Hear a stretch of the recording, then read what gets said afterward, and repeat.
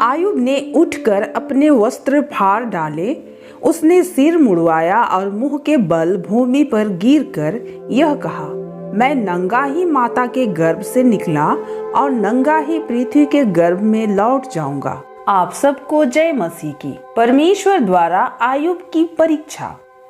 Bible की कहानी देखने के लिए हमारे चैनल बाइबल ज्ञान हिंदी को सब्सक्राइब और बेल आइकन को दबाना ना भूलें। उस देश में याकूब नाम का मनुष्य रहता था। वह निर्दोष और निष्कपट था, ईश्वर पर श्रद्धा रखता और बुराई से दूर रहता था। उसके 7 पुत्र और 3 पुत्रियां थीं। उसके 7,000 भेड़ें, 30,000 ऊँटें, 500 जोड़ी बैल, 500 गधियां और बहुत से नौकर चाकर थे। वह समस्त पूर्वी देशों के लोगों में सबसे बड़ा था। उसके पुत्र बारी बारी से अपने यहाँ भोज का प्रबंध किया करते और अपने तीनों बहनों को भी अपने साथ खाने पीने के लिए निमंत्रित किया करते थे। जब भोजों का एक चक्र समाप्त हो जाता था तो याकूब उनको बुलाकर उनकी सुधि करवाता और वह स्वयं बड़े सवेरे उठकर प्रत्येक के लिए होम चढ़ाता था, क्योंकि याकूब यह सोचता था, संभवतः है मेरे लड़कों ने कोई पाप किया हो और मन ही मन ईश्वर की निंदा की हो, इसलिए याकूब हर बार ऐसा किया करता था। मेरे प्रियो, एक दिन ऐसा हुआ कि स्वर्गदूत प्रभु के सामने उपस्थित हुआ और शैतान भी उनमें सम्मिलित हो गया। प्रभु ने शैतान से कहा, तुम कहाँ से आए हो? शैतान ने प्रभु को उत्तर दिया, मैंने पृथ्वी का पूरा चक्कर लगाया। इस पर प्रभु ने कहा, क्या तुमने मेरे सेवक आयुब पर ध्यान दिया है? पृथ्वी भर में उसके समान कोई नहीं है। वह निर्दोष और निष्कपट है। वह ईश्वर पर श्रद्धा रखता और बुराई से दूर रहता है। क्या आपने उसके परिवार और उसकी पूरी जायदाद के चारों ओर मानो घेरा लगाकर उसे सुरक्षित नहीं रखा है? अपने उसके सब कार्यों को आशीर्वाद दिया। उसके झुंड देश भर में फैले हुए हैं। आप हाथ बढ़ाकर उसकी सारी संपत्ति छीन ले तो वह निश्चय ही आपके मुंह पर आपकी निंदा करेगा। प्रभु ने शैतान से कहा, अच्छा, उसका सब कुछ तुम्हारे हाथ में है, किंतु आयुब पर हाथ मत लगाना। इसके बाद शैतान प्रभु के सामने से चला गया। एक दिन आयुब के पुत्र पुत्रियां अपने बड़े भाई के यहाँ खा पी रहे थे कि एक संदेशवाहक ने आकर आयुब से कहा, बैल हल में जोते हुए थे और गधियां उनके आसपास चर रही थी। उस समय सबाई उस पर टूट पड़े और आपके सेवकों को तलवार के घाट उतार कर सब पशुओं को ले गए। केवल मैं बच गया और आपको यह समाचार सुनाने आया हूँ। वह बोल ही रहा था कि कोई दूसरा आकर कहने लगा, ईश्वर की आग आकाश से गिर गई। उसने भेड़ों और चरवाहों को जलाकर भस्म कर दिया। केवल मैं बच गया और आपको यह समाचार सुनाने आया हूँ। वह बोल ही रहा था कि एक और अंदर आकर कहने लगा, खलदाई 3 दल बनाकर ऊँटों पर टूट पड़े और आपके नौकरों को तलवार के घाट उतार कर पशुओं को ले गए। केवल मैं बच गया और आपको यह समाचार सुनाने आया हूँ। वह बोल ही रहा था कि एक और आकर कहने लगा, आपके पुत्र पुत्रियां अपने बड़े भाई के यहाँ खा पी रहे थे कि एक भीषण आंधी मरुभूमि की ओर से आई और घर के चारों कोने से इतनी जोर से टकराई कि घर आपके पुत्र पुत्रियों पर गिर गया और वे मर गए। केवल मैं बच गया और आपको यह समाचार सुनाने आया हूँ।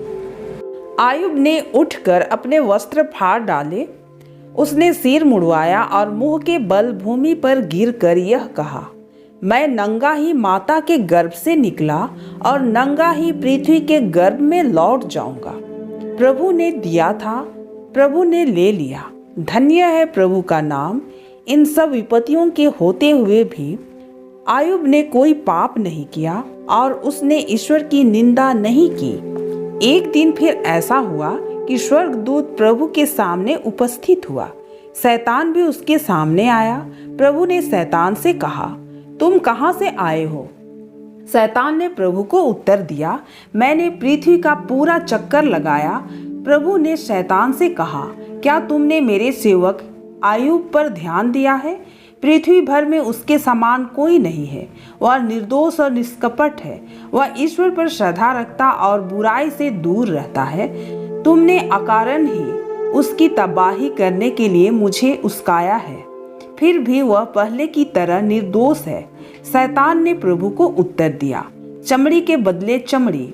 मनुष्य अपने प्राण बचाने के लिए अपना सर्वस्व दे देगा।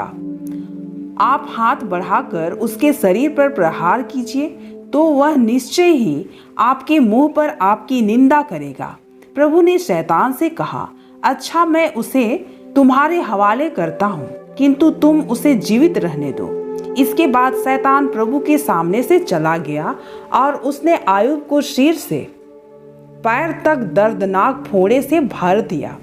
आयुब राख के ढेर पर बैठकर एक ठीकरे से फोड़े साफ करने लगा। उसकी पत्नी ने उससे कहा, क्या तुम अब तक अपने को निर्दोष मानते हो?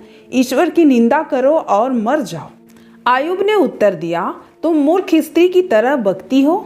हम ईश्वर से सुख स्वीकार करते हैं और दुख क्यों नहीं स्वीकार करेंगे? इतना होने पर भी आयुब ने अपने मुंह से कोई पाप नहीं किया। जब आयुब के 3 मित्रों ने उसकी समस्त विपत्तियों के बारे में सुना तो वे अपने अपने यहाँ से उसके पास आए। तेमा से एलीफाज, सुआ से बिलदत और नामात से सोफर। उन्होंने मिलकर संवेदना प्रकट करने और सांत्वना देने के लिए उसके पास जाने का निश्चय किया। जब वे उसे दूर से देखकर पहचान तक ना पाए तो वह जोरों से रोने लगे। उन्होंने अपने अपने वस्त्र फाड़े और आसमान की ओर राख फेंक कर उसे अपने सिर पर डाल लिया। वे उसके पास 7 दिन और 7 रात जमीन पर बैठे रहे। उनमें कोई भी उससे एक शब्द तक ना बोल सका, क्योंकि उन्होंने अनुभव किया कि उसका दुख अपार है। मेरे प्रियो, परमेश्वर अपने भक्तों की परीक्षा लेता है। परमेश्वर जानता है कि अपना सेवक उससे बेइंतहा प्यार करता है और वह सच्चा और अच्छा है, तो भी वह अपने भक्तों की परीक्षा लेता है। उसी प्रकार परमेश्वर ने आयुब से परीक्षा ली। जिसे वह सब कुछ दिया था, उसी से वह सब कुछ ले लिया कि वह इस तकलीफ के समय में अपना आपा खोकर परमेश्वर प्रभु को अपशब्द बोले। परमेश्वर ने आयुब को बहुत ज्यादा दुख दिया, लेकिन भी उसने प्रभु परमेश्वर पर पहले की तरह ही श्रद्धा किया, परमेश्वर से प्यार किया। मेरे प्रियो, क्या हम सभी आयुब के समान हैं? क्या आयुब के समान हम सभी बन सकते हैं? हम सभी तो थोड़ी सी परेशानी आ जाने पर ही प्रभु परमेश्वर को कोसने लग जाते हैं और हमारा विश्वास डोलने लगता है और हम सभी परमेश्वर के विरोध बड़बड़ाने लगते हैं। यह सच है ना मेरे प्रियो?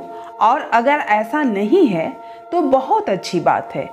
मेरे प्रियो, परमेश्वर हम सभी को बहुत प्यार करते हैं और वो हमारी परीक्षा भी लेते हैं, क्योंकि वो भी जानना चाहते हैं कि हम सभी उनसे कितना प्यार करते हैं। हालेलुया।